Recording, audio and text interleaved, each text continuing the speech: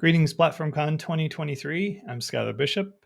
Today is April the 11th, 2023, and I'm coming to you from a sunny, beautiful, and warm Chicago, Illinois. I'm going to talk to you today about the cultural risks of thinking that your shiny new internal developer problem will solve all of your engineering issues. A little bit about me. I founded an internet service provider in my family's garage back in the mid-90s. I worked for about a decade as a computer modeler, water modeling for the Army Corps of Engineers. I met Docker first in 2015 in a greenfield team that was autonomously deploying to production on demand with Bitbucket and Bamboo. Then I moved into cloud architecture, cloud consulting, and later into engineering management. And most of the reason why I moved into leadership was because I really wanted to work for people that believe like I did about what engineers should be enabled to do versus told what to do. So this is a combination of all of those things. As you may know from my talk last year, I have a couple of Star Wars references. Fewer this year, sorry about that. But this is the first from episode 4. Rebel platform engineers striking from a hidden base have won their first victory against the evil manual deployment team. And during that battle, Rebel spies managed to steal secret plans to the Empire's ultimate weapon, the internal developer platform. And like Star Wars, the Rebels used the plans against them. Now, last year, the perspective in my talk was really focused around the important role a tech product manager plays in that platform engineering team. And this year, I'm building on that. I have a new company, a new job. I've Jedi mind tricked myself into leading the software engineering organization. And my perspective is different. I've got new experiences, new lessons, and new mistakes. So now let's say that you've done the hard work of creating your internal developer platform. Whether you built it yourself and went out and bought one, you've implemented it in whatever way you did. Teams are able to create ephemeral environments on demand. They've got access to your service catalog to deploy these paved roads, which are approved modular starter kits typically. And it all just works magically by default with your CI/CD platform, or at least it should. Now, your developers celebrate by opening tickets for your platform engineering team to fix or deploy things as they've always done manually. The support ticket counts spike, productivity doesn't increase across the board, but it does in pockets. And now your PE team is overworked and demotivated. It's very important to understand where you're going because teams have momentum. Individual teams have individual momentum and direction, and changing that direction takes time. So you need to communicate the benefits and costs early and often and level set with product leadership in the teams to drive that early adoption. So you got the tech right here, but you missed that the skill and the cultural changes probably should have happened before that. Well, now what do you do? And better yet, what could you have done first to prevent this? So here's the 4 parts that we're going to go through that today. How do you define that abstraction boundary of your platform and why is that important? Organization structures are hard. What engineering cultural practices help adoption of these new automations? And how do you measure the uptake of skills and culture? So part 1, both you and your IDP need boundaries. When you clearly define the abstraction boundary of your internal developer platform, you're enabling your developers to focus from the boundary out. Conversely, you're allowing your platform engineering to focus from the boundary in. And that means they know where their responsibilities start and PE can focus on their side of the boundary. Your assessment and understanding of your engineering capabilities, the skills your engineers have, the products that they create, and how they do their work are key to defining this boundary into the success of your IDP. But there's more. You'll find that those boundaries will invariably be wrong. So renegotiate them continuously. And this requires a great relationship with your engineering team leadership, product leadership, and your engineers. And don't forget to enable them versus tell them what to do, or worse, to do it for them. And as any good parent knows, or any parent probably knows, you may need to let them fail safely. Section 2, organizations are hard, and especially org structures. So like everything else in technology, DevOps and Agile are about people, processes, and technologies. And I believe in that order. People are the highest value to get right, but the hardest to change. Processes are somewhat in between. And finally, technology is the easiest to change, but the lowest value. Now, I would challenge anyone to look at any kind of a broad organization-wide issue with people and processes and to tell me when a technology has ever fixed that. I'm sure it's happened, but I don't think it's very frequent. Typically, technology does not fix process or people problems. So, what then defines a good engineer or a great engineer? Well, I think these three are good starts: curiosity and a never ending desire to learn, lifetime learners, a willingness to try to new things, to fail, and to try again. And finally, I believe these two combined generate a relentless drive to understand and seek depth of knowledge. And I'll give you a particular example. I have a senior engineer in one of my greenfield teams. They created everything net new with all the latest automations.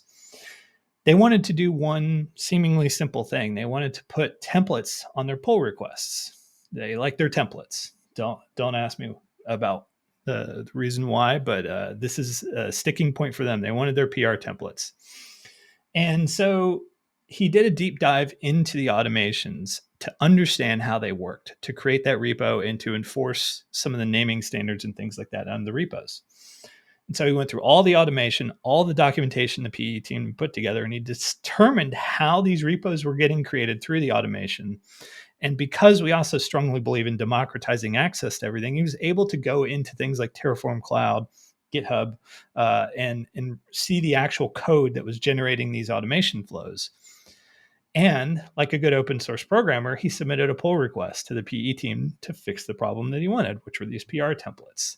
Now, I think that's a really great personification of that relentless drive to understand and seek that depth of knowledge.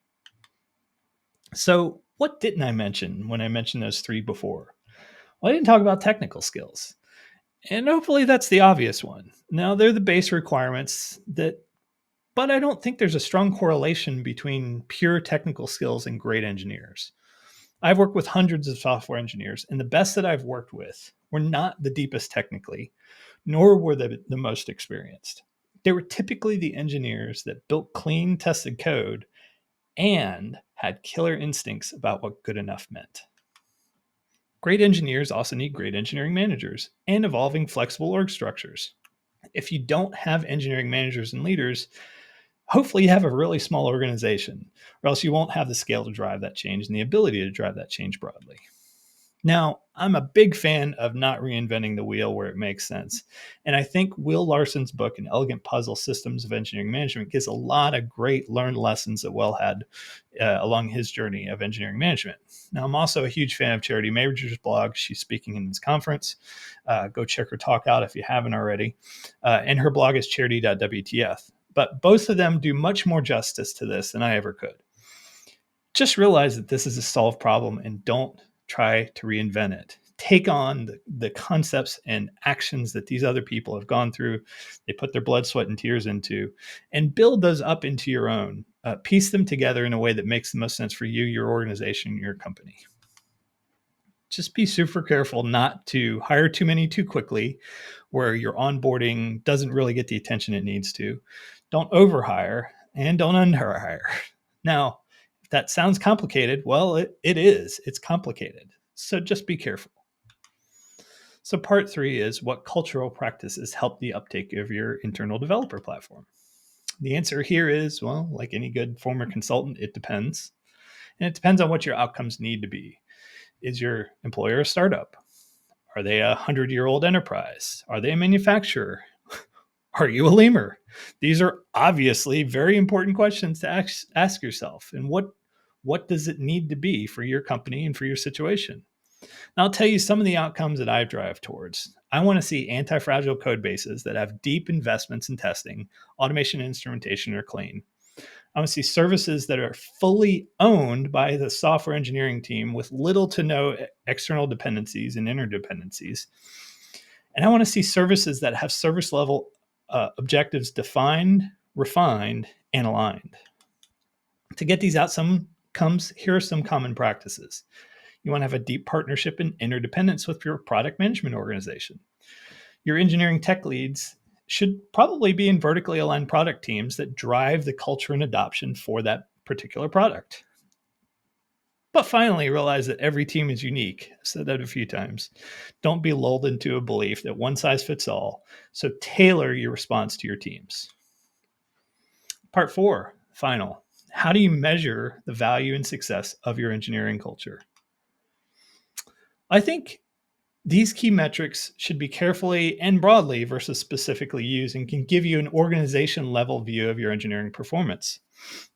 Now, I lean heavily again on the solved work that Gene Kim, Nicole Forsgren, and Jez Humble did in their 2018 book Accelerate. And now they talk about the 4 key metrics. Many people would argue these, but I think they're good places to start. Deploy frequency to production. In the book, they talk about how that's a proxy for batch size. Small batches, lean principles, that's what you're driving towards. Small changes mean small failures. What is your change lead rate? Clearly defined again in the book as your initial code commit to production. How long does that take? Your change failure rate, which is any change to production, including infrastructure, and how often do those changes lead to failures? And then finally, the amount of time it takes you to resolve an incident. We're going to use the classic definition of incident here from ITIL, which is any unexpected reduction in service level of a given service. Now, these metrics are a little bit more dangerous to use because people can game them. When you use metrics on a more localized basis, individuals or individual teams, they tend to break down because individuals and teams can game on them. They can focus on the metrics and kind of ignore the actual delivery. So be careful to only use these metrics broadly and to combine them with qualitative style surveys and measurements. So one question I get a lot is why test failure rate? When you combine test failure rate with code coverage, you start to get a very semi-quantitative view of how useful your tests are at catching reversions, regressions, and bugs. And so those 3 metrics to consider and use very carefully and only broadly are mean time to pull request review, test fail rate, and code test coverage. Thank you very much for your attention today. I hope you have great tooling, great teams, and great engineering outcomes, and we'll see you next year.